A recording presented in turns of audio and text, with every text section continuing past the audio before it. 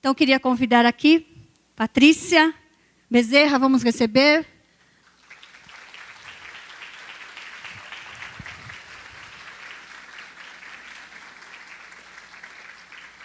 Vou falar só um pouquinho dela, depois nós vamos ter um bate-papo com ela, vocês vão saber melhor. Mas Patrícia é vereadora na cidade de São Paulo. Ela é esposa, mãe de 2 moças lindas. Ela é casada com o deputado estadual, Carlos Bezerra Júnior. Ela é pastora na Comunidade da Graça. Mas, acima de tudo, ela é minha amiga. Verdade. Né? Tirando todos os títulos que ela tem, o mais importante é que ela é minha amiga. E eu disse para vocês, a gente não está muito pertinho, mas desde que a gente se conheceu, há uma ligação de coração entre eu e a Patrícia. E ela sabe que eu e a minha casa temos um compromisso com eles, de orar, abençoá-los e trabalhar junto com eles. E depois vocês vão saber um pouquinho mais da Patrícia, ela vai falar com vocês, a gente vai fazer um bate-papo aqui, tá? Mas hoje ela tem a responsabilidade também, como pastora, de ministrar a palavra de Deus. Disse para vocês que esse ano eu vou trabalhar em saúde emocional, mulheres saudáveis emocionalmente. Creio que é muito importante isso. E Patrícia, tem uma palavra muito boa com relação a isso, tá? Então, queria que você estendesse as mãos para ela, vamos orar. Pai, muito obrigado por esta tarde. Obrigado por ter trazido a Patrícia até aqui. Sei que a tua graça, a tua bondade, a tua fidelidade é sobre a Patrícia. Sei que o teu Espírito Santo está sobre ela. E ao abrir da sua boca, ela vai ministrar, Senhor, ao nosso coração, trazendo todo o teu conselho. Abençoa a vida da Patrícia. Dá a ela graça e sabedoria nesta tarde, Senhor. Em nome do Senhor Jesus Cristo. Amém.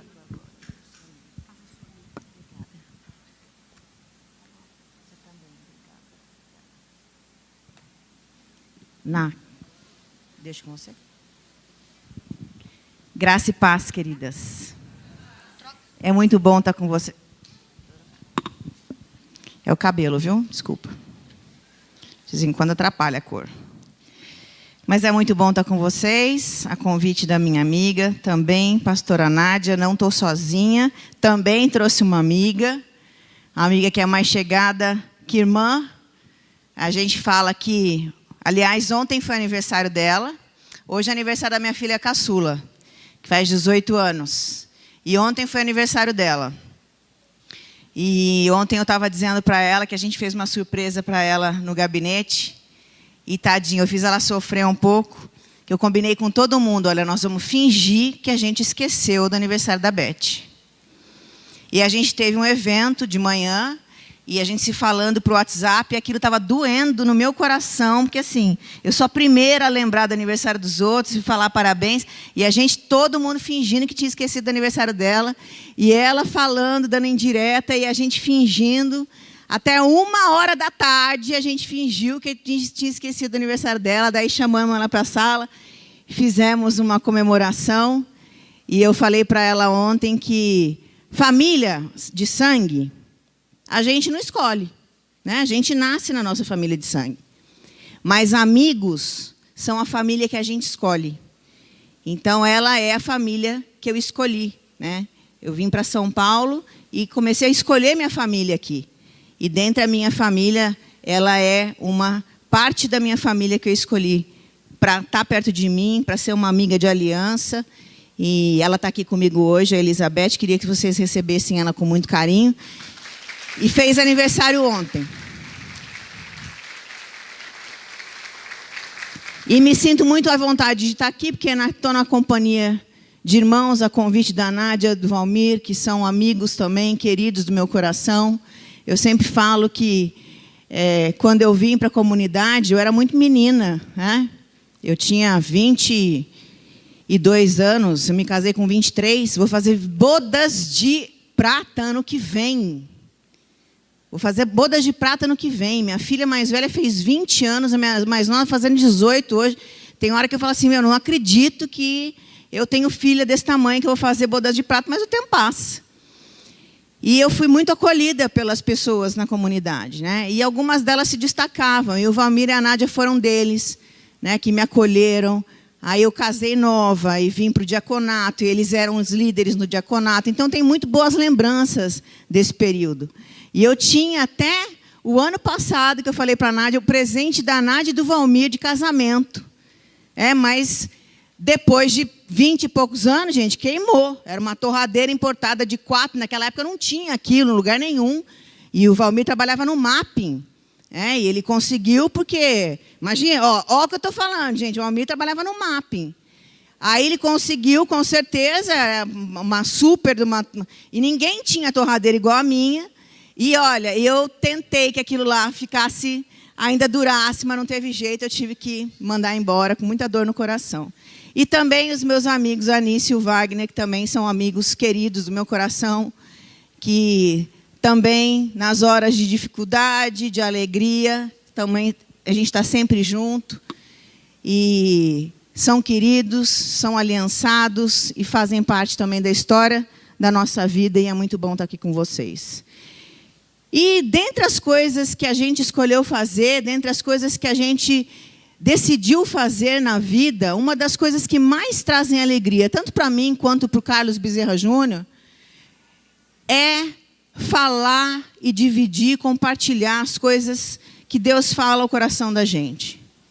E é muito gostoso poder dividir com vocês hoje alguma coisa que Deus falou no meu coração. E num momento de muita dificuldade, num momento de muita fragilidade, num momento de deserto, num momento de rosto no pó. E a gente, infelizmente, tem um hábito de ouvir com mais facilidade, porque ele fala com a gente o tempo todo. Mas quando a gente está nessa situação, a gente tem mais sensibilidade à voz do Espírito. Porque não precisava. Mas a gente se torna mais sensível, a gente se torna mais dócil. A gente para escutar o que ele tem a nos dizer. Então, eu não vou compartilhar com vocês alguma coisa que não tenha perpassado pelo meu coração, pela minha alma, pela minha carne, pelas minhas lágrimas, pelos meus joelhos. Eu vou compartilhar com você alguma coisa que passou por todo esse trajeto. E eu queria que vocês abrissem a palavra no livro de 3 João, no versículo 2.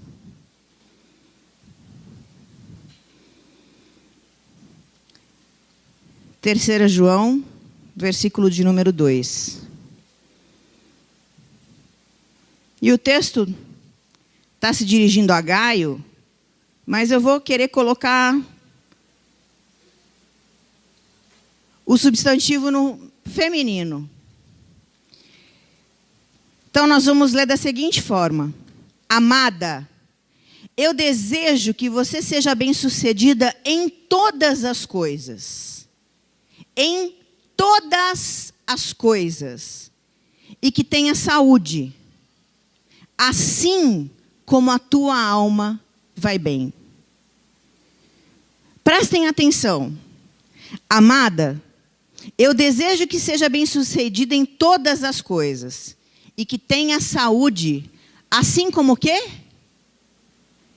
Assim como a tua alma vai bem.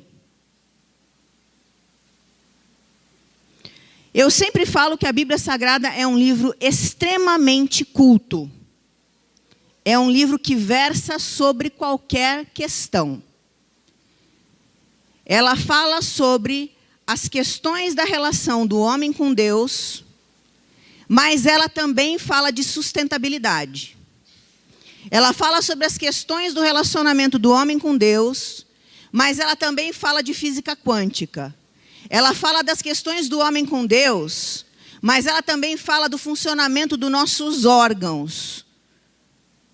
Ela é extremamente inteligente, porque Deus é um ser brilhante.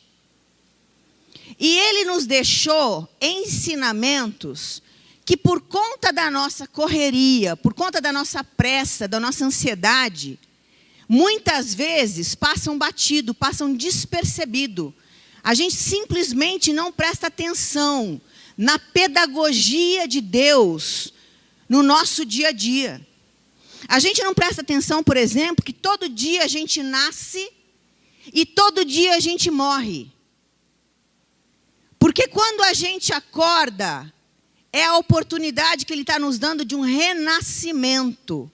É uma nova oportunidade de escrever um novo dia, de viver um novo dia, de escrever um novo capítulo da nossa história. E nós vamos passando o dia e vai voltando, vai vindo o ocaso. O dia vai escurecendo, vai se tornando noite. E a noite é o correspondente a aproximar da morte. É uma hora que era para a gente estar numa reflexão, numa preparação, para a gente descansar a nossa mente, o nosso coração. Para no outro dia a gente, de novo, ressuscitar em Deus, numa nova vida, numa nova perspectiva. Mas a gente não presta atenção. Aliás, a gente foi criado para acordar com o sol e dormir quando o sol se põe. Era assim que a gente funcionaria. Aliás, nós fomos criados e fomos plantados num jardim. E nesse jardim, a gente teria um tipo de comportamento, inclusive alimentar. No jardim, a gente tomaria de frutos, de frutas, de legumes, de verduras. O que mais? Todo mundo junto não, que assim atrapalha. O que mais que teria no jardim? Cereais, grãos, raízes, água. Foi essa realidade que Ele nos fez para consumir. E dentro dessa realidade de consumo, a gente teria um processo de digestão. Aí vocês vão falar, o que a pastora Nádia trouxe, essa pastora loira doida, para falar de saúde emocional, e ela está falando de jardim, do que era para comer no jardim. Não andeis ansiosas por coisa nenhuma. E lá, com esse tipo de alimentação, a gente teria um processo de digestão. Porque o alimento, quando você toma um alimento, ele vai para onde? O que você faz para ele? Onde você leva o alimento? Direto? A gente tem uma cavidade aqui que você introduz o alimento? Na boca. O que você faz com o alimento na boca? Dentes não são só para sorrir. São ossos fortíssimos que você simplesmente descompõe o alimento, quebra a molécula do alimento. E Deus é tão genial, é tão artista, tão gourmet, que alimento podia ter o gosto tudo igual, não podia? Ter gosto de isopor, ter gosto de nada. Só que Ele colocou na nossa língua papilas gustativas que faz com que banana tenha gosto do quê? Abacaxi tenha gosto do quê? Arroz tenha sabor do quê? E feijão? Você não vai comer feijão e sentir o sabor da batata. Porque cada alimento tem o seu sabor. E Ele fez isso para que a gente tivesse prazer em saborear o alimento, em mastigar o alimento e ele passear pela nossa boca, pela nossa língua, e a gente distinguir o azedo do doce, do salgado, do ácido, do neutro. E aí a gente faria o quê depois? O que a gente faz? Engole. E aí facilitando, porque o processo digestório é enorme, vai para onde? Aí sim, estômago. No estômago ele recebe vários ácidos. São quebradas as moléculas desse alimento. São processadas. Pouca coisa é absorvida na parede do estômago, ao contrário do que se imagina. Pouquíssimas coisas. E depois ele segue um outro caminho que é para onde vai? Para onde vai primeiro? Que intestino? A gente tem 2. Qual que é esse aí que vocês misturaram? Deu grosso? Deu grosso não existe. Qual? Delgado. O intestino delgado parece aquelas batedeiras profissionais de amassar pão. Sabe? Aquele barulho que a gente ouve, que faz assim... Você fala assim, é o seu estômago. Não, o estômago não faz barulho nenhum. Ó, vocês vão aprender uma coisa hoje. Estômago não faz barulho. O barulho que você escuta é do seu intestino delgado. Porque ele está empurrando o alimento. Ele está macerando o alimento. Ele está transformando esse alimento através do movimento que ele faz, que se chama peristáltico. Ele está empurrando esse alimento para o outro processo que vai ser de absorção, que vai acontecer no grande astro do sistema digestório, que se chama intestino grosso e não estômago. Por que o intestino grosso é tão importante?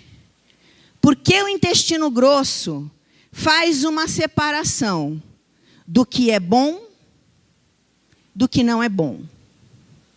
Ele absorve aminoácidos, açúcares, água, vitamina, proteína, sal mineral e tantas outras coisas.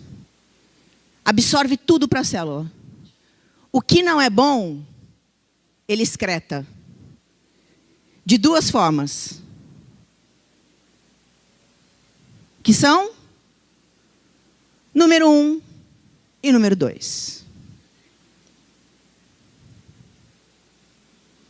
Essa é a inteligência do intestino grosso. Foi assim que Deus fez o nosso aparelho digestório para funcionar. O que isso tem a ver com emoção? Tudo.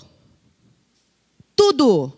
Porque assim como acontece no nosso corpo físico, no nosso aparelho digestório físico, fisiológico, existe um corpo emocional que também deve digerir as suas emoções, que também deve processar as suas emoções, que também deve eliminar aquilo que não é bom e reter aquilo que é proveitoso.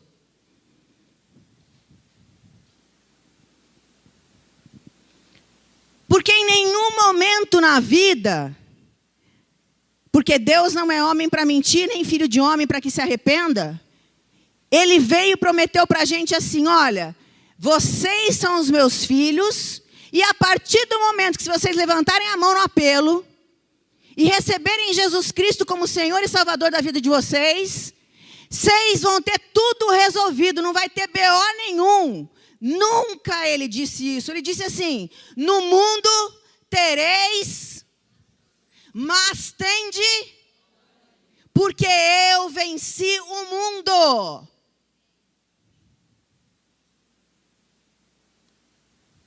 Ele nunca prometeu que aqui seria o que será na eternidade.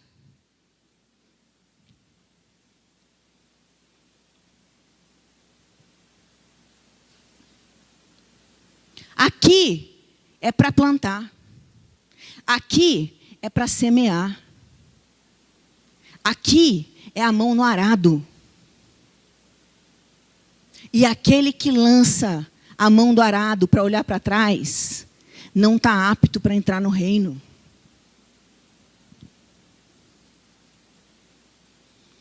E a gente sempre fez a associação do nosso sistema digestório com as nossas emoções. Só que a gente nunca se deu conta. Quer ver como você sempre fez? Quem aqui nunca disse: hoje eu engoli? Engoli está onde? Em que aparelho? Digestório. Aquela pessoa não me desce aonde? No aparelho digestório. Tal coisa ficou entalada onde? Aparelho digestório. Fulana me fez uma coisa e me deu vontade de... O que é isso? Aparelho digestório.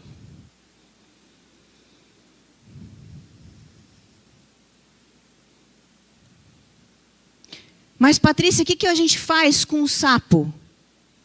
Em primeiro lugar,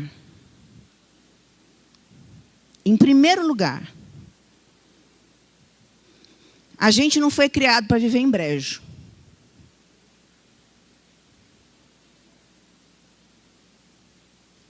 A gente não foi criado para viver em brejo. E tem muito sapo que a gente engole, porque a gente foi atrás. O conselho que a gente tem na palavra, para a gente não se assentar em roda de escarnecedor, não é para a gente ir durante a semana na casa da irmã fofoqueira da igreja,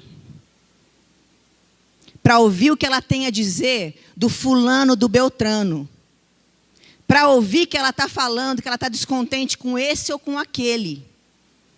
Aí o sapo entra boca dentro mesmo.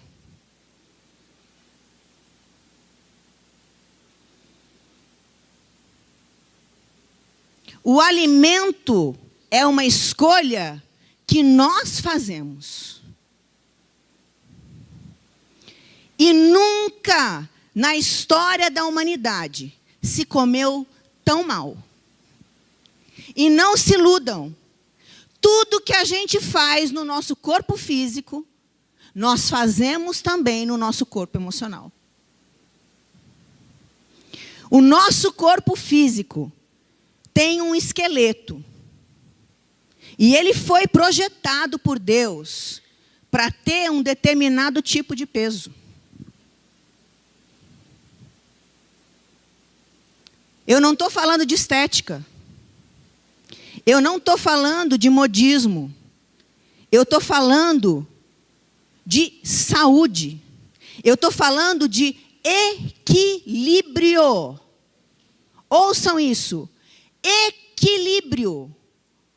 Um corpo equilibrado é fruto de uma mente equilibrada, de uma saúde espiritual equilibrada, que reflete numa emoção equilibrada e que vai refletir num apetite equilibrado. E quando eu digo apetite, é apetite físico de comida, é apetite de compra, é apetite sexual, é apetite de todas as coisas.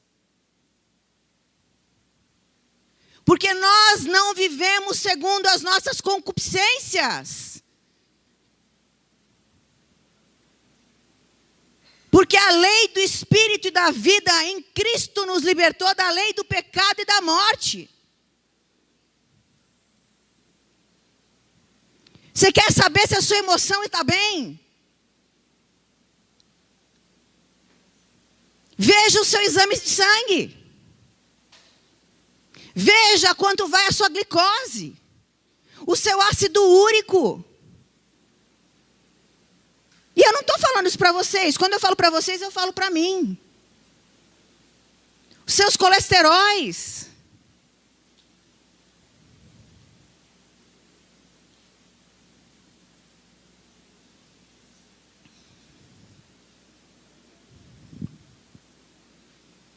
O nosso corpo físico, reflexo do nosso corpo emocional.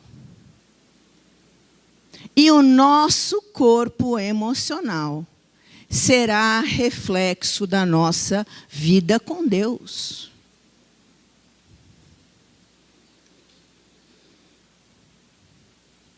Querida, não é no nosso alimento que a gente vai lançar a nossa ansiedade. É dentro do nosso quarto.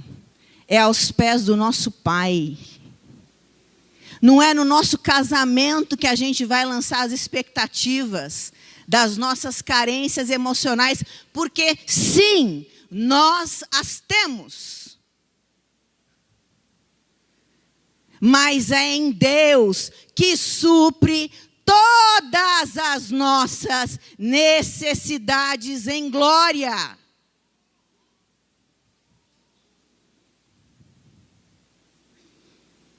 Nós comemos para o corpo, nós não podemos comer para a alma, porque senão nós vamos morrer. E isso é uma armadilha. E nós estamos caindo nela.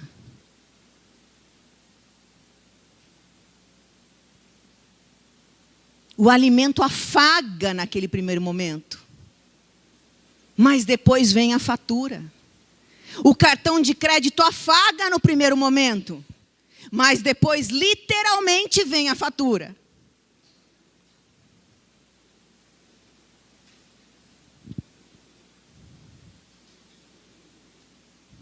E ninguém na face da terra é capaz de suprir as nossas necessidades emocionais. É um peso que a gente põe sobre o outro e se torna extremamente frustrante para a gente. E um fardo para o outro.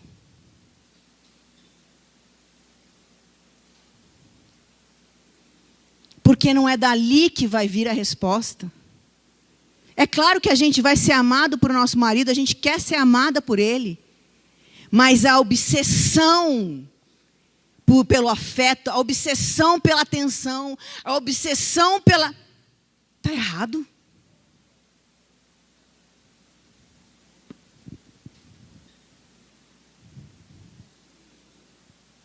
E a palavra de Deus diz que quer você coma, quer você beba, faça tudo para a glória de Deus.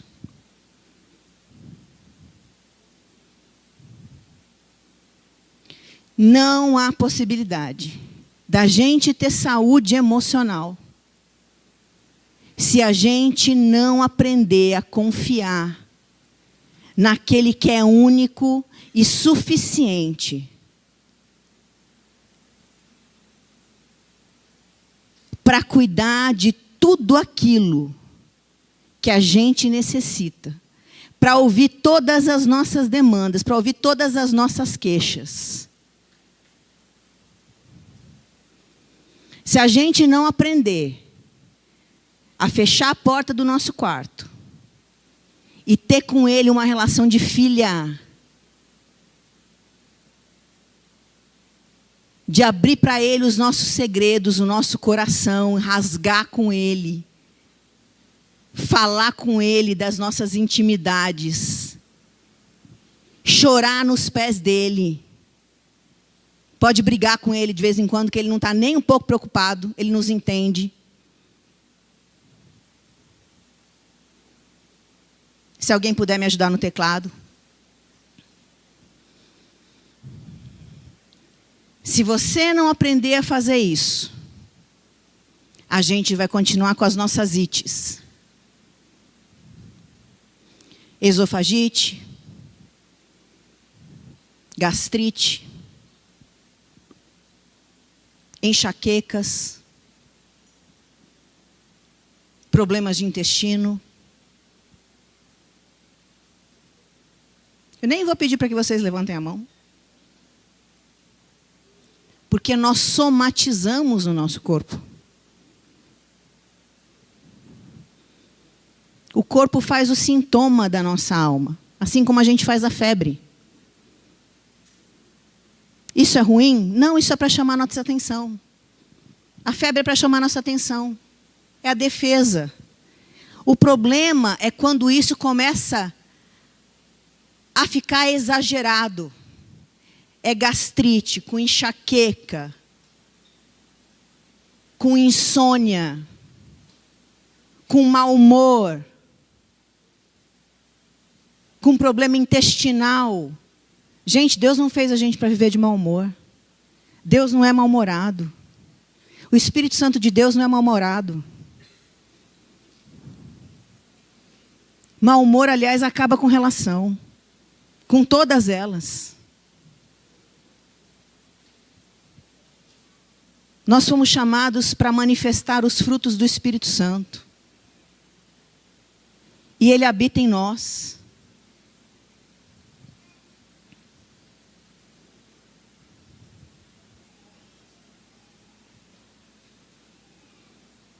Cura. Só Deus pode fazer. Cura entra no campo do milagre. Mas a nossa saúde é problema nosso. É nossa responsabilidade.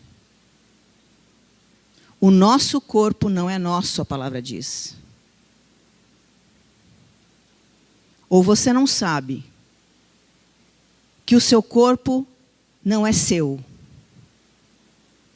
mas pertence a Deus. E é templo do Espírito Santo que habita em vós. Glorificai, pois, a Deus no seu corpo e no seu espírito, porque os dois pertencem a Deus. Não é só o seu espírito que pertence a Deus. O seu corpo também pertence a Deus. Nós temos que glorificar a Deus com o nosso corpo.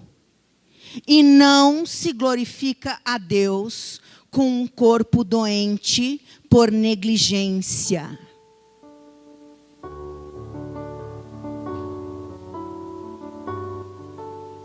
Negligência é falta de zelo.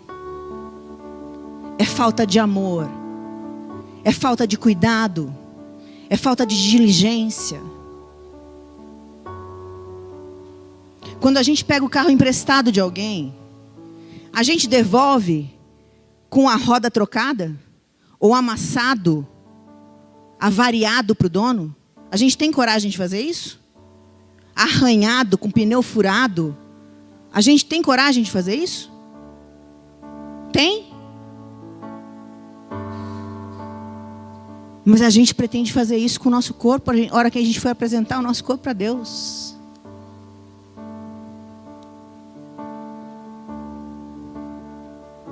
Não é nosso. Queridas, mudou até minha forma de pensar cirurgia plástica. Que a gente também pega o carro emprestado de alguém, você devolve com outra pintura, você muda a roda, você faz alterações sem pedir para o dono. Ah, não gostei desse modelo da roda, a cor não estava boa, essa cor aí é brega, vou mudar. Só que a gente faz isso o tempo todo. Ah, o peito não está bom, a barriga também não, o culote também não. Vou trocar tudo. Oi?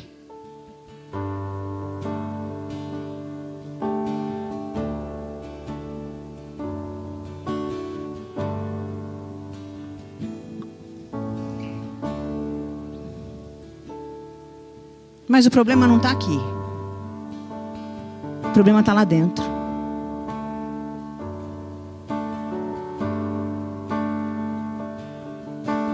O problema está na alma.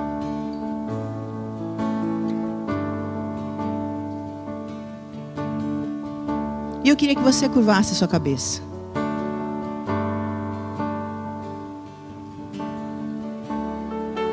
E eu queria, com muito respeito, pedir a vocês que vocês refletissem. Como é que você tem cuidado da coisa mais preciosa que Deus confiou a você, que é o seu corpo, que carrega dentro dele a essência da pessoa que Ele mais ama no universo, que é você.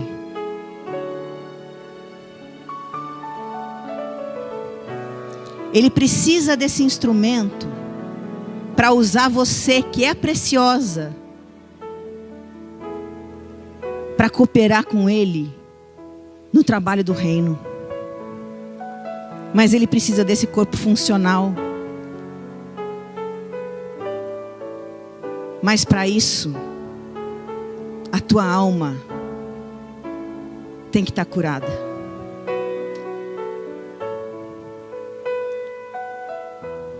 E o que está doendo na tua alma?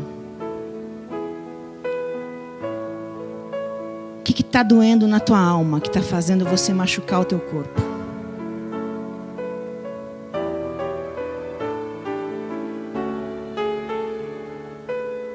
Que está fazendo você deixar o teu corpo sofrer? Que está prejudicando a tua saúde, teus exames de sangue? Que está tirando a tua agilidade, a tua velocidade, o teu ânimo, o teu dinamismo, o teu interesse, a tua disposição.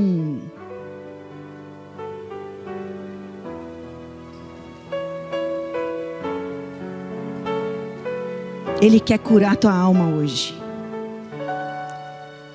Ele está falando, filha, esse fardo é pesado para você. Mas joga para mim. Joga para mim que eu aguento. Eu sempre tive aqui. Sempre vou estar aqui. Joga para mim. E Ele está te convidando hoje para você colocar sobre Ele esse fardo. Sobre Ele essa dor. Para você lançar sobre Ele essa ansiedade. Porque Ele está cuidando de você. Aquele que cuida de você não pisca nem dorme. Os olhos dEle estão postos sobre você o tempo todo. Ele só está esperando o momento de você falar, Pai, eu não aguento mais. Está aqui. Se você quiser fazer isso hoje, fique em pé no seu lugar. Num gesto de fé, de coragem. Papai, eu vou me lançar nos teus braços e vou jogar sobre você toda a minha ansiedade, toda a dor que está na minha alma, todo equívoco de busca, todo lugar errado que eu tenho depositado a minha angústia, a minha dor. É sobre você, Pai, que eu vou lançar. Só você é capaz de suprir as minhas necessidades em glória. E o teu amor lança fora todo medo, ó Deus. É no teu amor que eu vou descansar. É no teu amor que eu vou confiar. É no teu amor que eu vou mergulhar, Pai. Se vocês puderem, vem aqui na frente para a gente orar junto.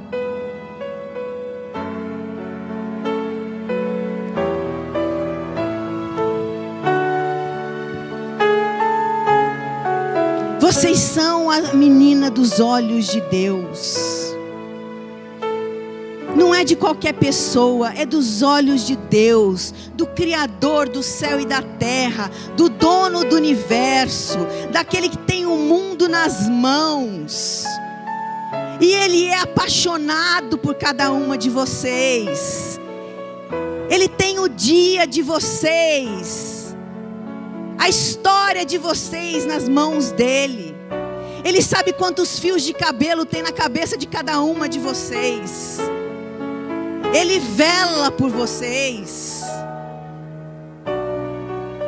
Se preocupa com cada uma de vocês.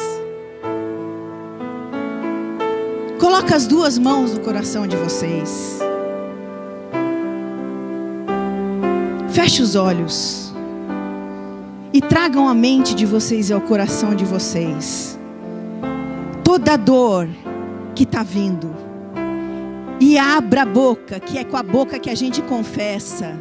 E fala para Ele agora: Pai, eu coloco diante de Ti. Eu lanço sobre você. Eu estou confiando agora isso a você. Não está mais nas minhas mãos, eu estou confiando a você. É importante verbalizar, é importante confessar isso no mundo espiritual, é importante. É isso que liberta. É isso que liberta, verbalize. O inferno precisa ouvir. Pai, eu estou lançando aos teus cuidados. Porque você é um Deus poderoso, que se manifesta. Você é um Deus poderoso. E você veio em carne para desfazer as obras do diabo. E eu lanço sobre você os ressentimentos, as armaduras. Crendo, Pai, que você está me revestindo de amor, de ternura. Está derramando sobre mim o teu bálsamo, Pai. Está me curando. Porque você é Jeová Rafá. É o Deus que cura. Você é o Deus que se aperfeiçoa na minha fraqueza. Você é o Deus que se manifesta em glória, ó Deus, na minha vida todos os dias. Pai, eu creio que o teu amor lança fora todo o medo. Todo o medo que eu tenho de ser rejeitada, de não ser amada, de não ser aceita.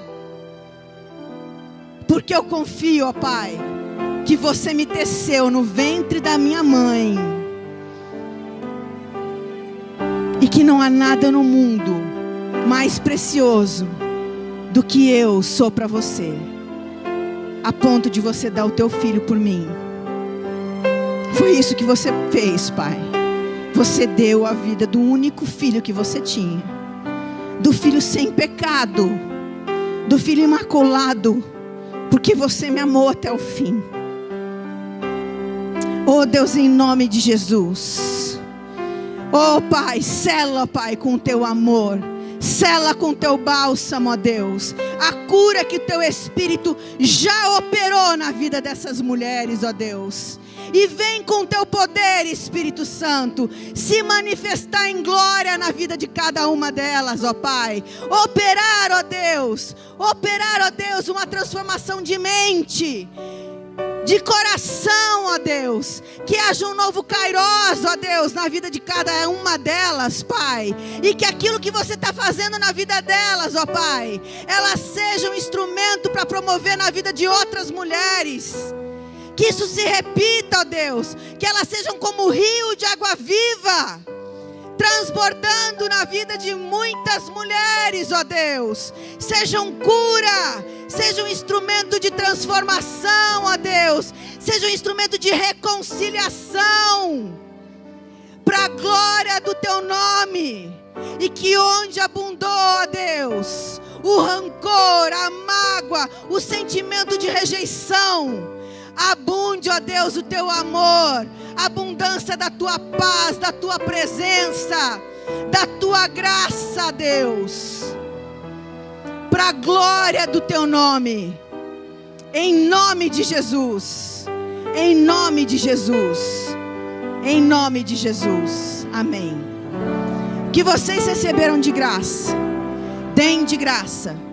Vocês estão prontas para reproduzir o que vocês receberam? Deem de graça o que vocês receberam, em nome de Jesus, amém.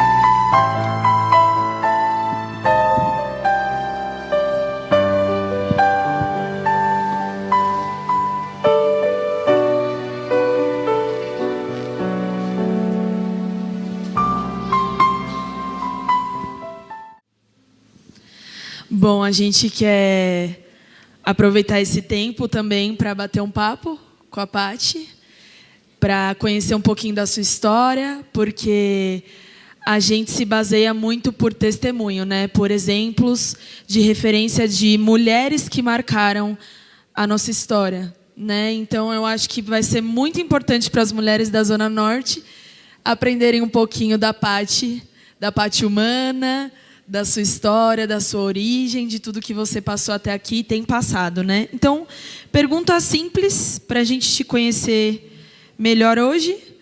Quando você nasceu e onde? Bom, eu nasci em 2 de outubro de 71, em uma cidade chamada Mandaguari. Embora eu morasse em Maringá, o médico ginecologista da minha mãe estava dando plantão em Mandaguari. E eu sempre brinquei com a minha mãe, né? Falei assim, bom, mãe, eu já tenho motivo para fazer terapia, que eu morava em Maringá e você foi me ter em Mandaguari. Então, você tem alguma coisa contra mim.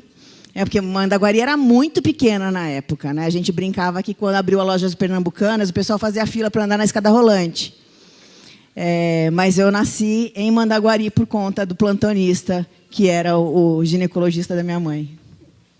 E quando veio para São Paulo? Eu vim para São Paulo em 93. Eu já estava namorando o Júnior e ele estava fazendo residência. Eu tinha deixado a faculdade, tinha deixado a Unesp em Bauru.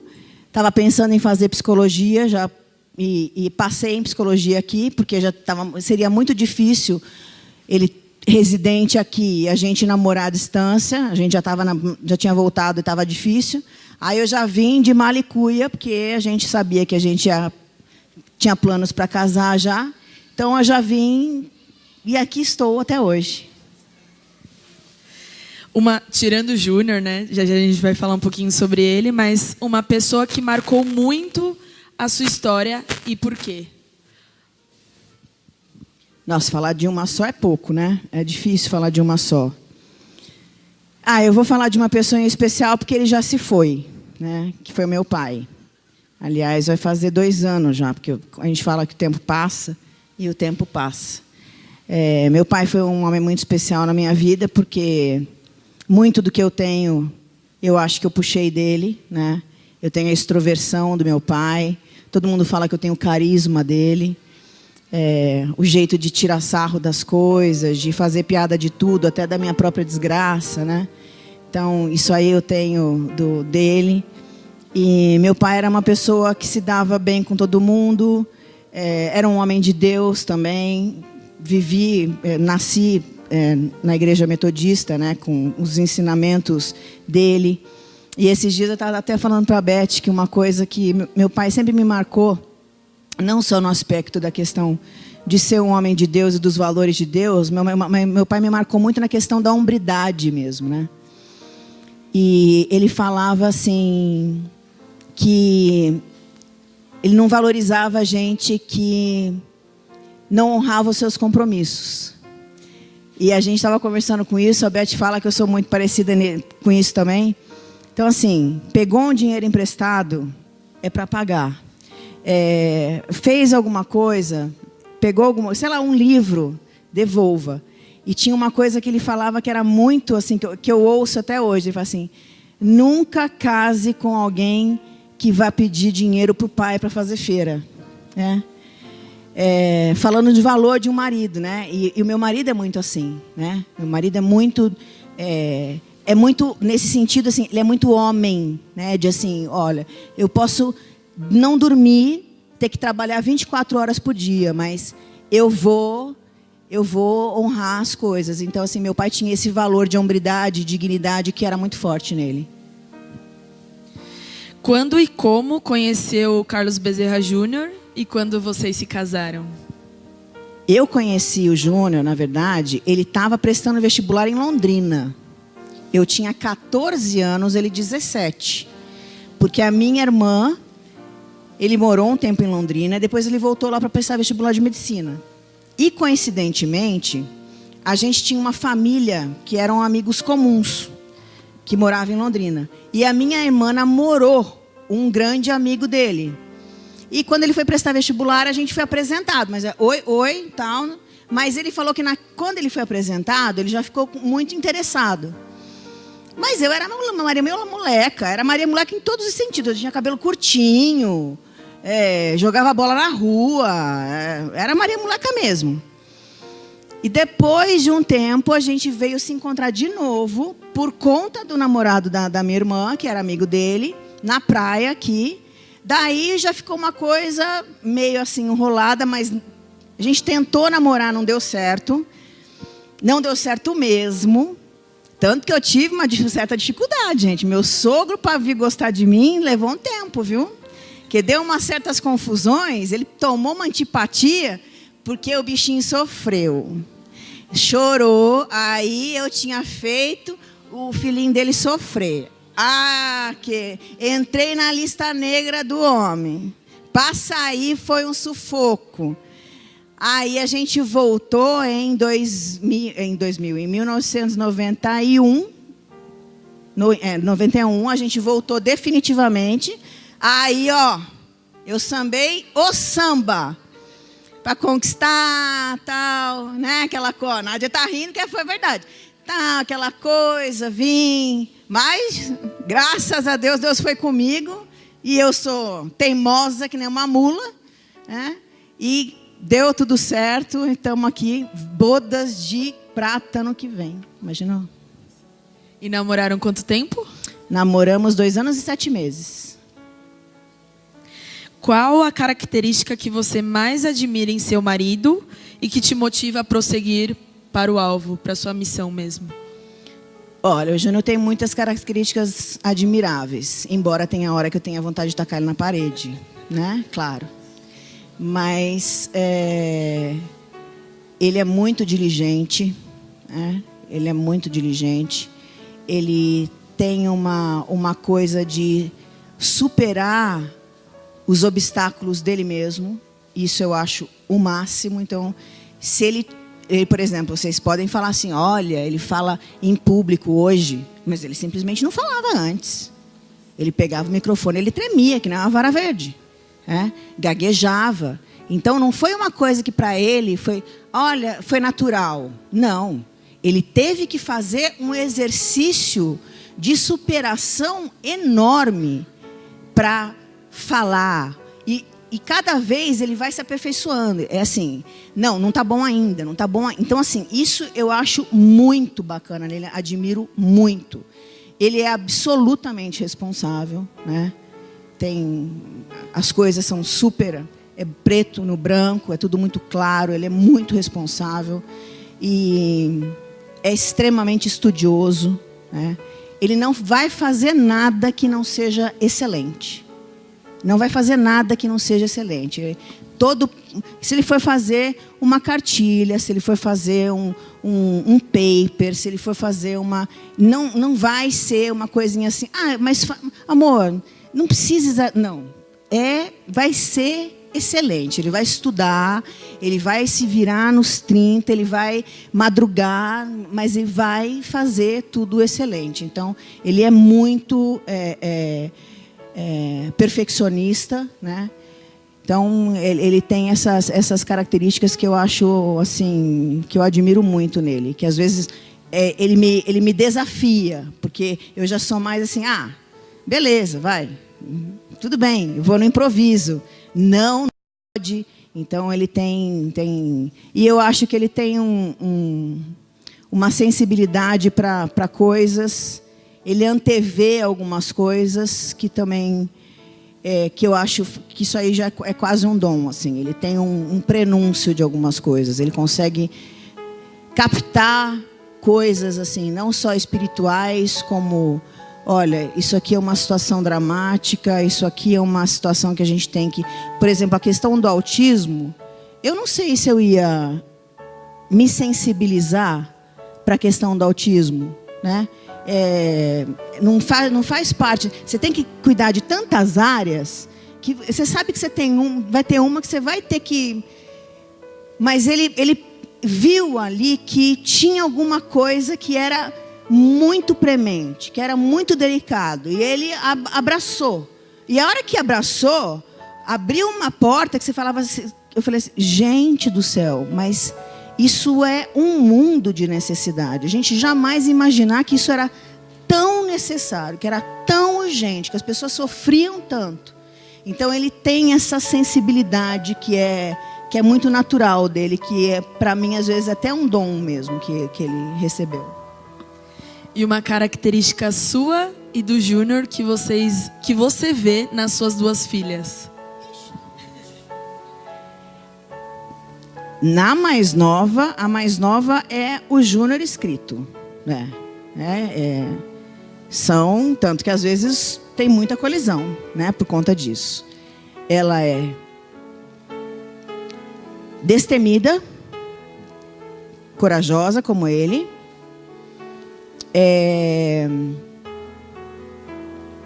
impulsiva é a outra, que é mais como eu. Tem que tomar cuidado, né, para não... É teimosa. Não é teimosa, cabeça dura. É diferente, né? São cabeça dura os dois. Então, assim, são dois Scanias. Então, assim, você vai para um lado. Escuta, você pode ir lá falar com ela, pedir desculpa. Ela vai. Aí você vai para o outro lado. Você pode ir falar. Ele vai?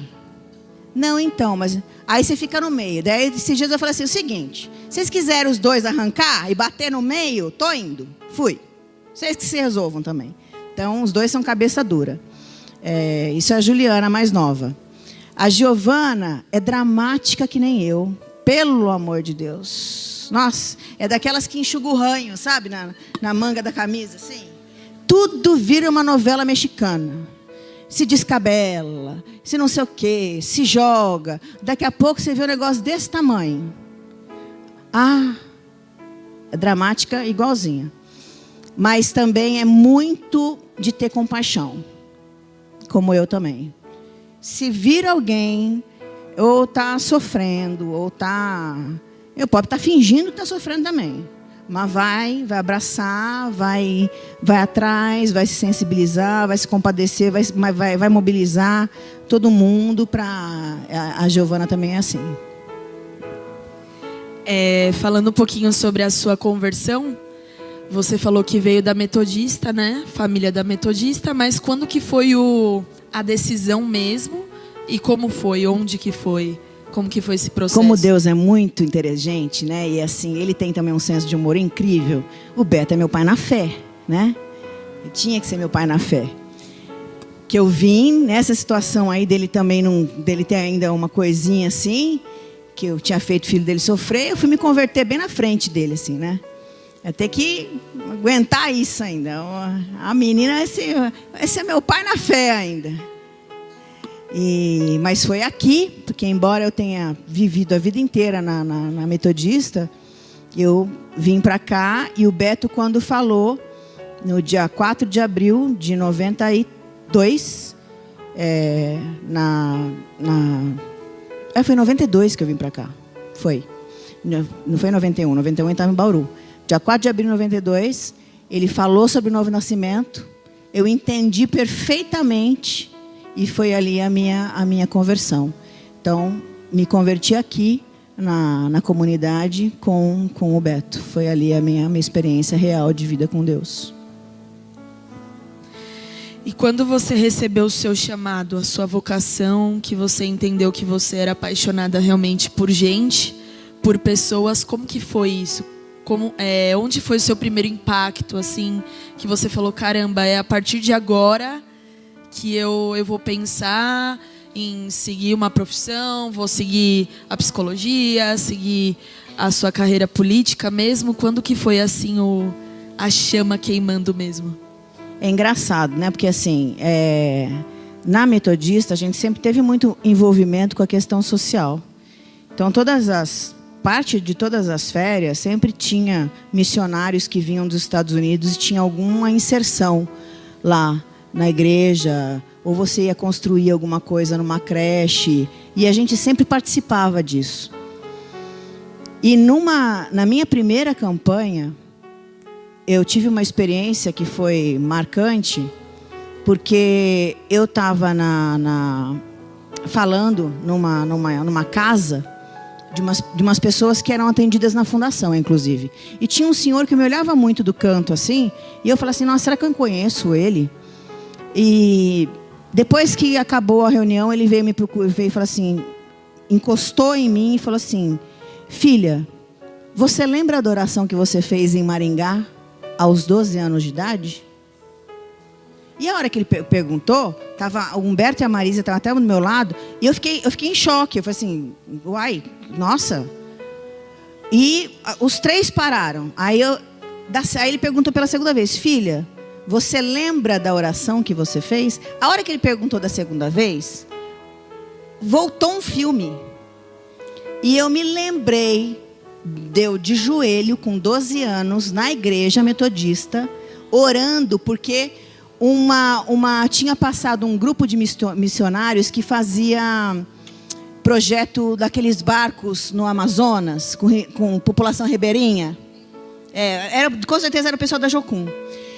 E quando eles foram lá, eu lembro que eu quase morri, tanto chorar. E eu orei, eu não orei alto. Eu orei, eu e Deus. E eu falei assim, eu não sei como que eu vou fazer, mas eu quero ser um instrumento para mudar o meu país. Eu quero fazer diferença, eu quero ser um instrumento de justiça. Por favor, me usa para isso. E eu vi a cena, eu de fora, eu vi a cena de eu ajoelhado, orando, chorando, com 12 anos. Ele falou assim, aí o pastor falou, você lembra? Aí eu estava chorando já, copiosamente. Eu falei assim, lembro. Eu falei assim, chegou a hora. Então, eu sempre tive isso no meu coração. Aí, quando eu vim para cá e a gente começou, o Júnior começou a falar da fundação e eu comecei a me envolver, as coisas começaram a acontecer. Mas isso no meu coração sempre bateu muito forte, sempre calou muito fundo. E aí o chamamento se deu, né? Mas desde menina, isso sempre teve dentro do meu coração. O que te inspirou a escolher a psicologia primeiro, né, como profissão?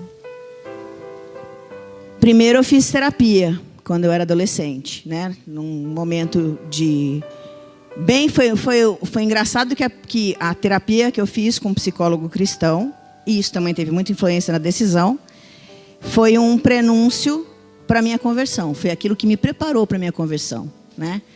O terapeuta foi a primeira pessoa que falou assim, você acha que você tem uma experiência com Deus, mas você não tem. E ali eu comecei a questionar, né? E ver, avaliar e ver que realmente eu não tinha. Que eu era religiosa, mas que eu não tinha uma experiência com Deus. E ali eu me abri para que Deus fosse trabalhando e me abri para a possibilidade de. E isso me tocou profundamente, né? A possibilidade de que, primeiro, que todo mundo dizia que a psicologia e a fé eram completamente divergentes, e não é verdade, né? Que a psicologia atrapalha o trabalho da fé, também não é verdade. Basta que a pessoa seja realmente bem intencionada e preparada para isso.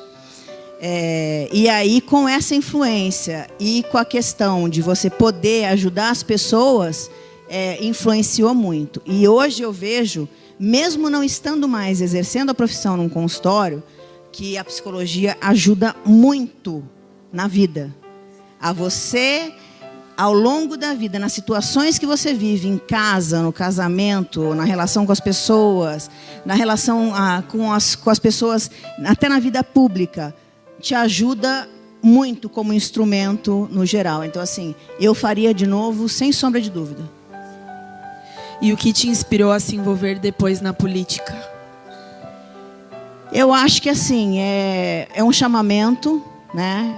Eu acredito que isso já estivesse no meu, vamos dizer assim, no meu DNA de alguma forma. Eu vim a saber depois, a tomar pé, que o meu avô tinha sido 2 vezes vereador em Adamantina e candidato a vice-prefeito em Adamantina depois, né?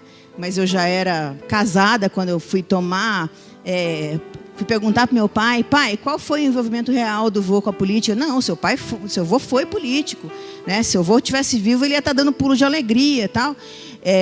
E quando a gente, na verdade, o trabalho que a gente fazia na fundação já era política. É política pública, mas não eleitoral, né? E quando você se percebe fazendo, você já vê que você está num chamamento. Mas é claro que é assustador quando alguém te propõe assim, seja candidato. Eu vim de uma cidade do interior, né? O número de habitantes de Maringá é um bairro em São Paulo, né? Então, quando alguém fala assim, olha, Patrícia, você tem o perfil, você tem tudo para ser vereador. Eu quase surtei, né? Falei assim, não, vocês tomaram alguma chá de papoula, né? Não tem nenhuma condição de eu fazer isso. Mas quando eu fui dobrar o meu joelho e buscar Deus, eu senti muita paz, né? Muita paz. Assim, é isso, esse é o meu chamado, e é um chamado mesmo, é uma vocação, dá muita alegria, é exigente pra caramba, mas assim, é também muito recompensador quando você faz da maneira correta, para as pessoas corretas e da forma correta. Então, assim, a política é um instrumento que, usado da forma certa, dá muito fruto e dá o fruto da forma que tem que ser. Então, eu sou feliz fazendo o que eu faço. E como você, a sua definição de justiça social? Qual que é a sua visão particular sobre isso? A minha definição de justiça social é o jejum que está descrito em Isaías, né? Porque ele chamou a gente para anunciar as boas novas aos cativos, soltar os grilhões dos oprimidos, né? Anunciar o dia da salvação aos que estão em cativeiro. Então, para mim, isso é justiça social, né? É falar para o órfão que ele não está só, mas que existe um pai que através da gente vai prover tudo o que ele precisa para que ele tenha dignidade na vida.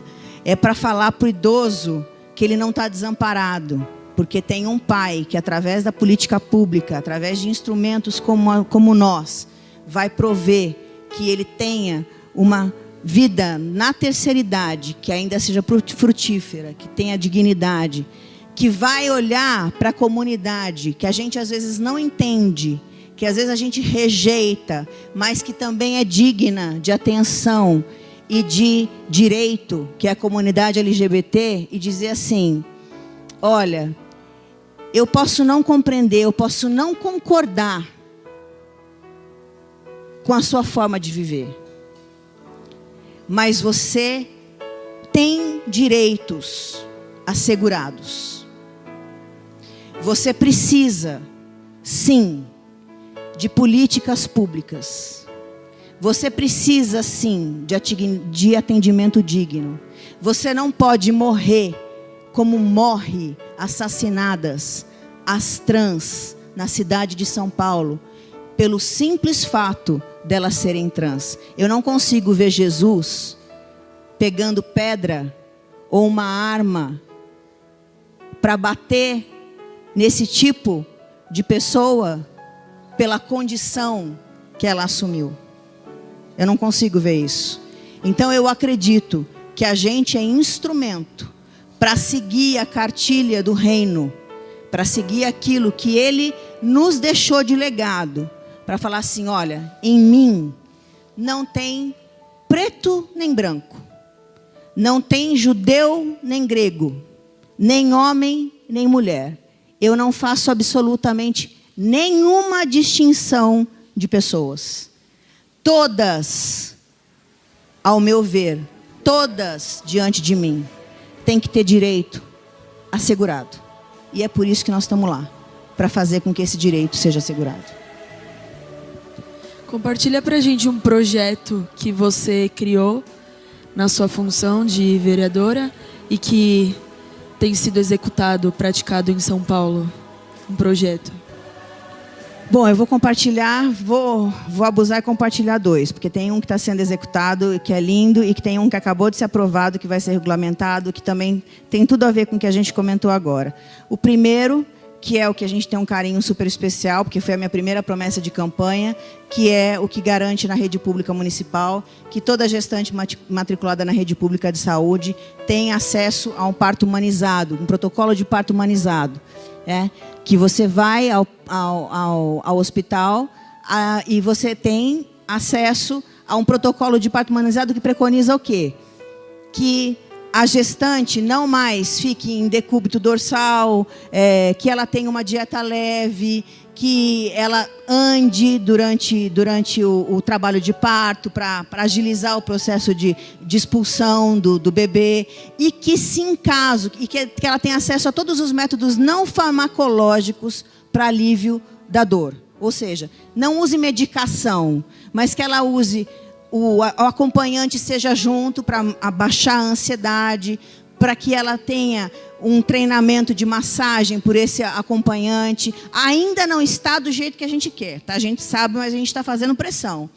Mas está sendo executado. E se, com todos esses métodos, ela ainda tiver dor, porque tem gente que limiar de dor é muito diferente do outro, ela tem direito à anestesia local, para o parto natural, tá, gente? Que cesariana é óbvio que é feita uma cirurgia. Mas isso para o parto natural.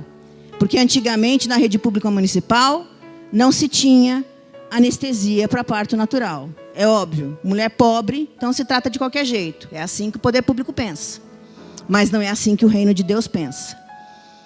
E agora a gente acabou de aprovar um projeto que também é muito precioso para a gente, que prevê que todas as mulheres de risco da cidade de São Paulo recebam aquele implante subcutâneo chamado estradiol, que agora eu esqueci o nome da droga, que a gente não pode falar o nome comercial, porque senão é propaganda, e está errado mesmo. Por quê? Porque existem mulheres que vivem hoje, moradoras em situação de rua, nas cracolândias, ou em situação adolescentes, que não têm nenhum controle sobre a sua vida sexual, e que têm vida sexual ativa e completamente irregular.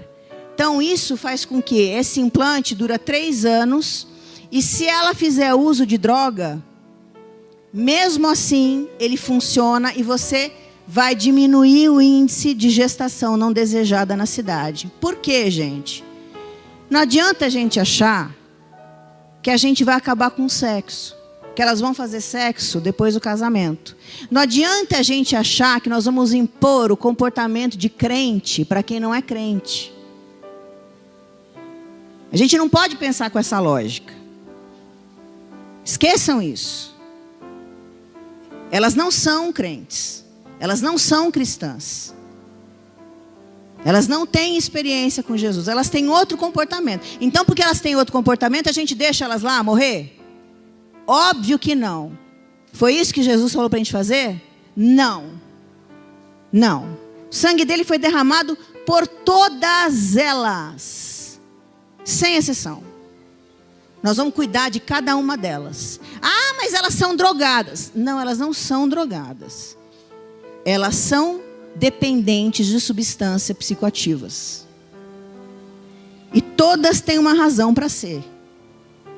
Qualquer uma de nós poderia ser. Se a gente não está lá, louvado seja Deus, que Ele nos poupou. Mas o filho de muita gente que a gente ama está lá. Então, nosso papel não é julgar, é amar e cuidar da melhor forma possível. E aí, se elas não engravidam, elas não têm filho prematuro.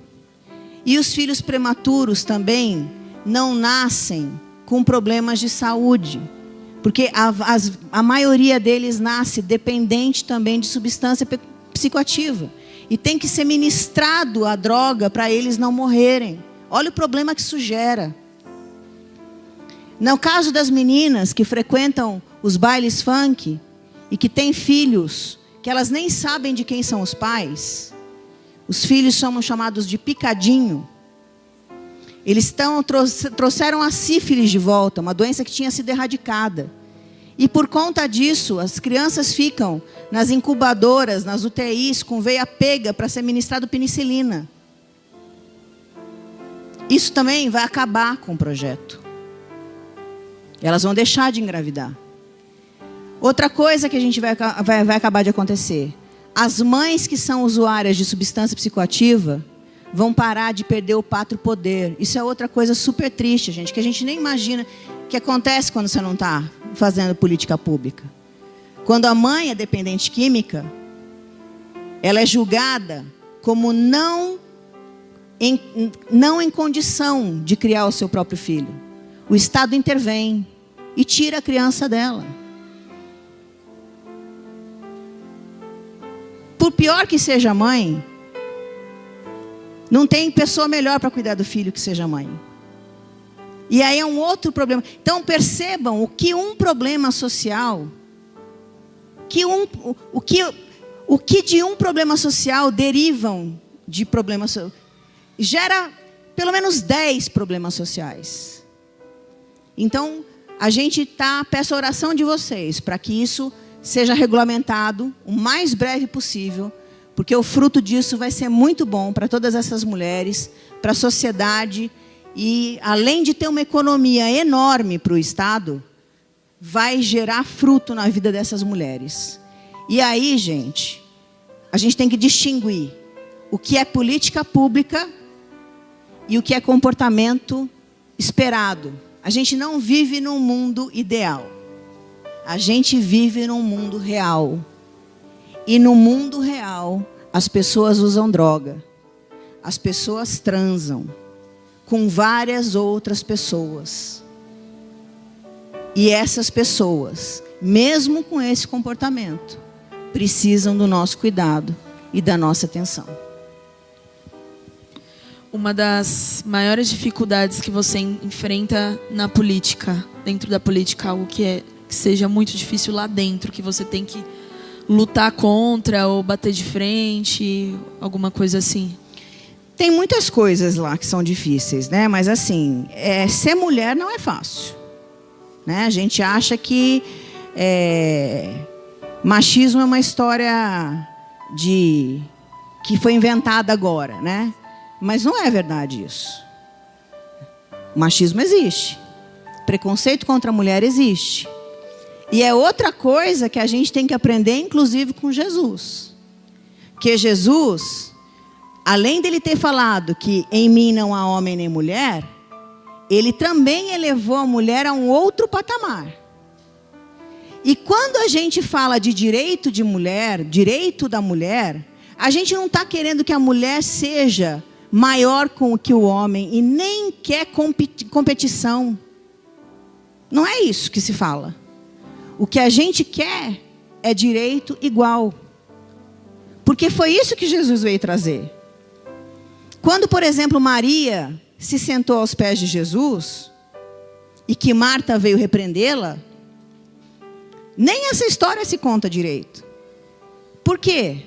Por que Marta ficou incomodada com o comportamento da irmã? Porque Maria não podia se sentar aos pés de Jesus. Nenhuma mulher poderia se sentar aos pés de um homem. Muito menos para aprender. Mulher não era alfabetizada naquela época. Só os homens. Maria ousou numa sala cheia de homens. Sentou lá e falou: vou aprender. Quem falou que eu não posso? Ela desafiou o sistema da época. E Jesus permitiu. Por quê? Porque ele não concordava. Porque para ele, todos eram iguais. E Marta começou: Maria, se toca, sai daí, lugar de mulher é na cozinha. E Jesus virou para ela: Marta, você está irrequieta aí por quê? Quem falou que Maria não pode aprender? Quem falou que só homem pode aprender? Maria escolheu a melhor parte. E dela não vai ser tirada. O direito que ela tem está em mim assegurado.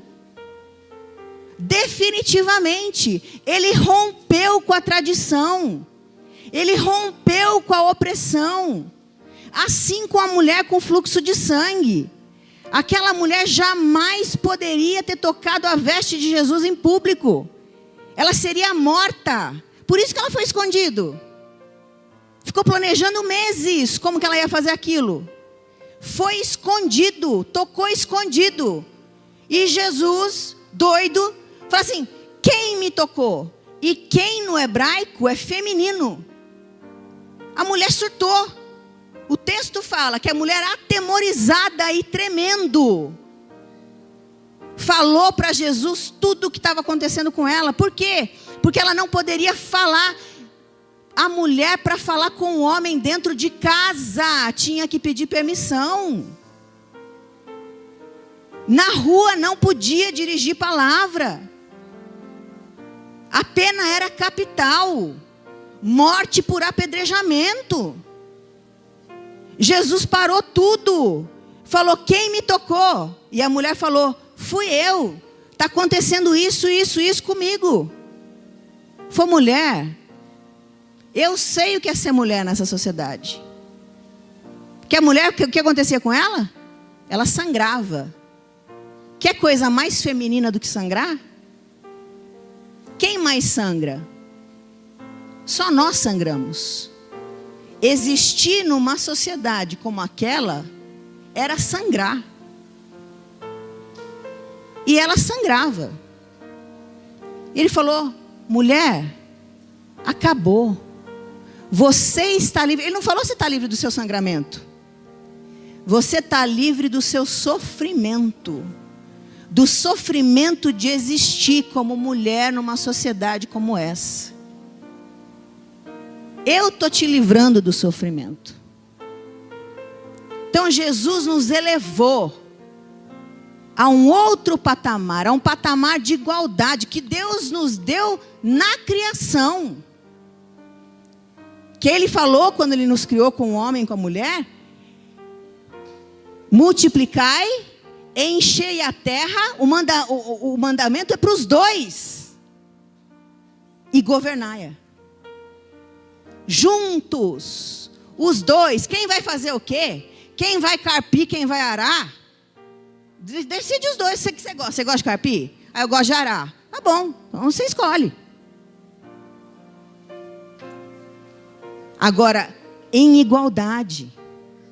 Porque Deus, o Espírito e Jesus são trinos.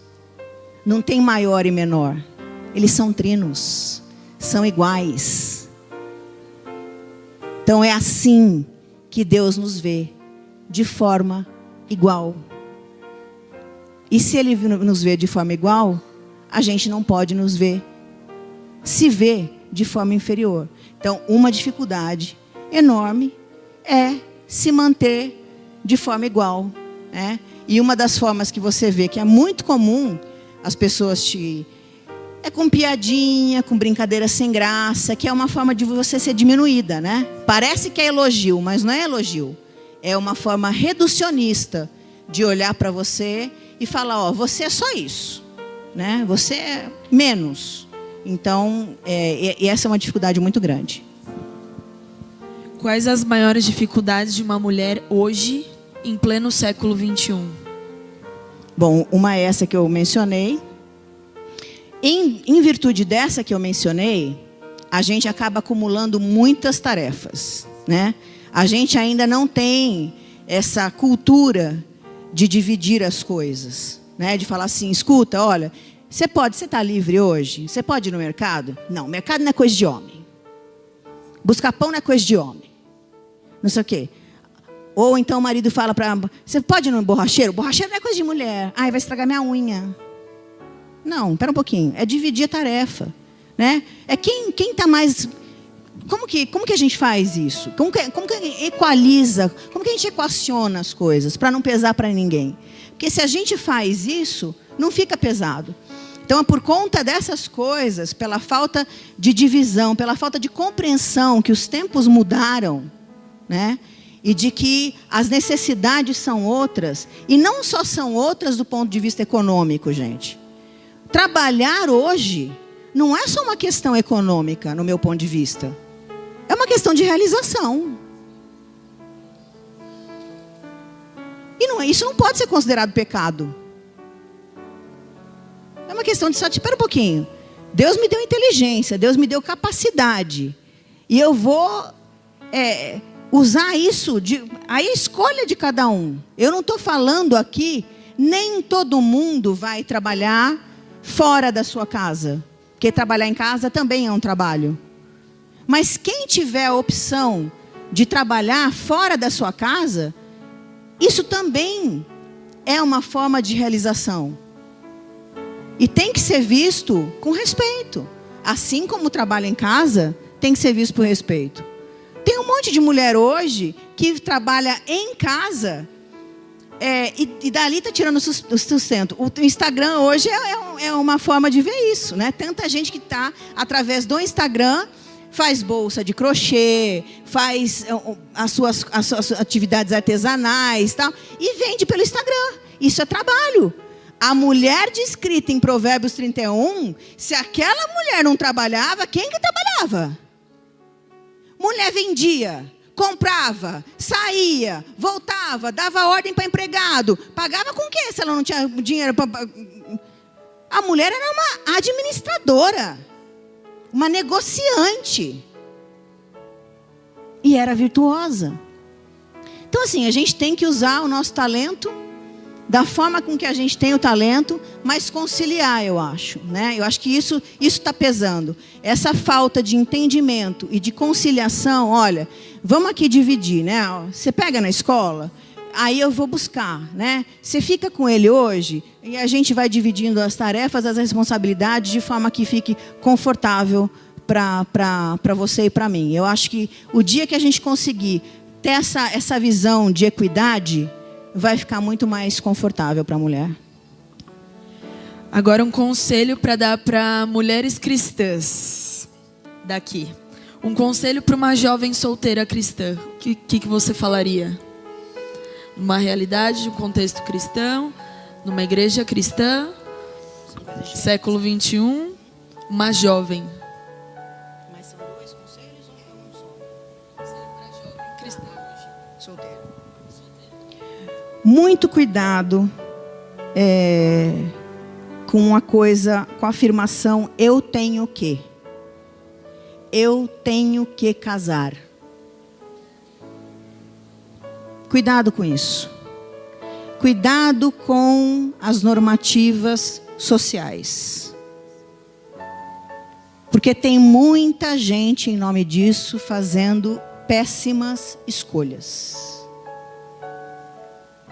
Péssimas escolhas. Ninguém tem que.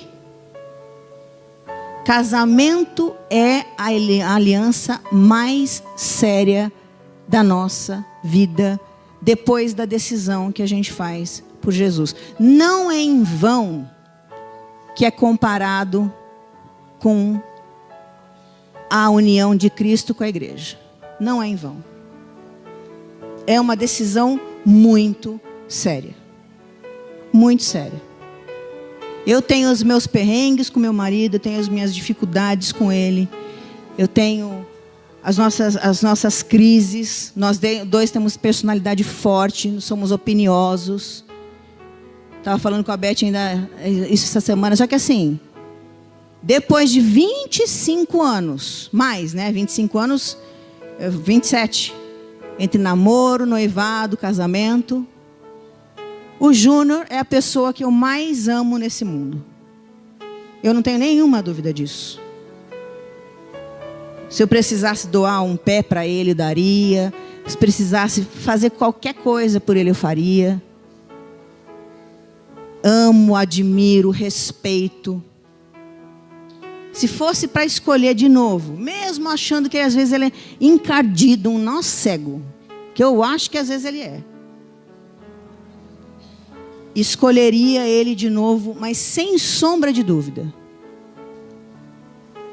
Então, é uma decisão muito séria. Muito séria. É você entregar o seu coração, a confiança, os sonhos.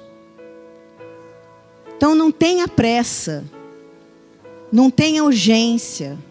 Como eu falei aqui, a mulher samaritana que encontrou Jesus no poço de Jacó, ela tinha demandas que eram emocionais. E ela já tinha passado por 4 relacionamentos, estava no 5º. Ela tinha uma busca incessante, afetiva. E Jesus deixou claro para ela que não era ali que ela ia encontrar o suprimento para aquilo que ela precisava. E, gente, eu sei que é frustrante falar isso. Eu estou aqui no meu lugar, a Thaís também, nós somos casadas. É fácil falar, né? Mas, às vezes, é melhor continuar como está. Às vezes é melhor continuar como está. Tem outras alegrias que a gente pode ter. Ele não vai te desamparar. E ele diz na Escritura: eu sou o teu marido. Eu sou o teu marido. Ele não vai te desamparar, ele não vai te deixar. Ele vai suprir a sua necessidade. A gente é casada e tem dia que a gente, do mesmo jeito, tem as nossas necessidades. Precisa do colo do mesmo jeito. Precisa buscar nele do mesmo jeito. Porque, como eu falei aqui, não é do Júnior que vai vir. É dele. Então não tenha pressa. Busque em Deus. E Ele vai trazer a pessoa certa. Se a pessoa certa houver. E um conselho para uma mulher cristã casada? Ixi, tem um monte. Mas não desista. Viu? O dia que der vontade que eu tenho, assim, né? De tacar o bichinho. Pensa que ele também tem de tacar você. Que você também não é flor que se cheire. A gente também não é fácil. A gente também é nó cego. A gente também é osso duro. A gente também tem os nossos dias de azedume, de mau humor, de chatice, de destemperança. E ele, a mesma paciência que a gente tem que ter com ele, ele também tem que ter com a gente. Então, fale menos. E uma coisa que eu pensei esses dias, que eu estava preparando uma outra fala,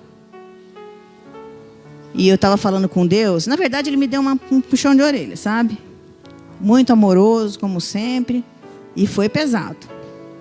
E eu falei: Pai, nossa, está difícil lidar com isso, com aquilo. Eu estou precisando do seu conselho, porque assim, eu estava, né, descendo, falando. Filha, precisa morrer.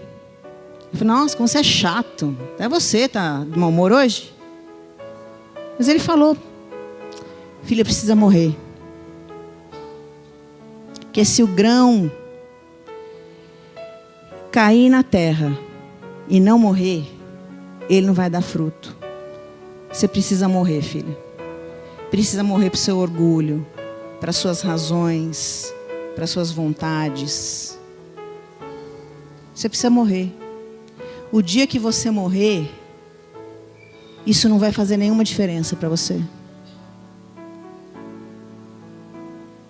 Eu fiquei quieta. Balancei a cabeça assim, que ele falou no meu espírito. Foi a verdade. Então, que a gente morra para que ele viva, para que ele se manifeste, para que ele se fortaleça na gente, né? Tem um cântico que eu sempre me lembro, que a gente cantava lá na igreja metodista quando eu era pequena. Convém que Cristo cresça, convém que Cristo cresça mais e mais, e que diminua eu. A gente tem que diminuir, a gente tem que morrer, e ele tem que se manifestar. Ele tem que crescer em nós, até que ele assuma o controle de tudo. Aí vai ficar bom. E um conselho para uma mãe? Mãe, é joelho no chão, tem jeito. É joelho no chão, é lágrima e perseverança. E lá na frente a gente vai colher. Mas persevera. Não desista. Para fechar, qual é a maior forma de sermos relevantes, tanto na sociedade hoje quanto na igreja? A maior forma é estar no centro da vontade dele. É estar falando assim: eis-me aqui, Senhor, que se cumpra em mim a tua vontade. Obrigada, Paty. De nada. A Nádia agora trouxe uma lembrancinha. Gostaram da minha amiga, gente? Ela é demais, não é? Pode trazer mais ela aqui? Paty é amada, preciosa. Ela é humana igual a nós, viu? Mesma coisa. Vocês vão receber um material Nós vamos distribuir para vocês. É um informativo falando um pouco mais da Patrícia e dos projetos que ela já executou como vereadora. E aqui, Paty, quero passar nas suas mãos uma lembrança das mulheres da Zona Norte. Agradecer pelo teu amor, pelo teu carinho. Muito obrigado pela palavra. Eu creio que houve cura nessa tarde na vida dessas mulheres. E eu sei que Deus usou muito a sua vida. Obrigado, Paty, viu? Você é muito amada.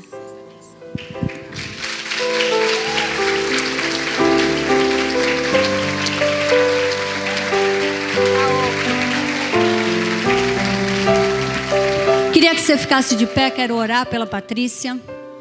Vocês viram, a Patrícia é esposa, mãe, tem a vida pública, ela e o Júnior, seu esposo. Eles são gente, eles querem cuidar de gente e eles fazem isso na política. Eles não estão lá pensando neles próprios. Sei que é difícil a gente falar isso, mas é uma grande verdade. Eles pensam pelos outros, por aqueles que não têm voz, por aqueles que não vão conseguir. Então, Patrícia e Júnior fazem esse trabalho e vocês vão ver o informativo da Paty aí. E domingo que vem o Júnior está aqui também, ministrando nesta igreja. Vocês vão também ouvir um pouquinho mais. Mas quero orar por eles, porque eles também passam por dificuldades, por lutas. E eu creio que a nossa oração, nosso compromisso de orar sempre por vocês e cobrir vocês em oração, é que faz eles caminharem e irem em frente. Então estenda a sua mão. Pai, muito obrigado pela vida da Patrícia. Obrigado pela palavra que ela trouxe nessa tarde, Senhor, para essas mulheres. Creio que houve cura no coração dessas mulheres, na alma, Senhor. E eu rogo a Ti, Senhor, que o Senhor dê essa disposição de coração para a Patrícia sempre, Senhor. De abrir a sua boca e de falar por aqueles que não têm voz, Senhor. Guarda a vida da Patrícia, Senhor. Guarda a vida do Júnior. Guarda a vida das suas filhas. Levanta um muro de fogo ao redor desta família, Senhor. Leva-os, Pai, em lugares que nós não podemos chegar, Senhor. E dá a eles sabedoria. Dá a eles voz ativa, Senhor. E que eles possam mostrar que há possibilidades de mudar uma nação, Senhor. Usa a vida da Paty, Senhor. Usa a vida do Júnior, Senhor. E que eles sejam relevantes nos lugares que o Senhor colocar eles, Pai. Em nome do Senhor Jesus Cristo. E eu sei que a Tua luz brilhará no caminho deles, Senhor. E o Senhor dará bom êxito em tudo aquilo que eles intentar fazer, Senhor. Muito obrigado pela vida da Patrícia, Senhor. Que o Teu amor, a Tua graça, a Tua unção seja multiplicada a cada dia na vida da Paty, Senhor. Em nome do Senhor Jesus Cristo. Amém? Vamos abraçar a Patrícia. Patrícia vai ter que sair. Não vai poder ficar com a gente até o fim. Mas eu prometo que vou trazer ela de novo, tá bom? Amém? Pode sentar mais um pouquinho. Bom, né, gente? Ouvir a Deus de diversas formas, né?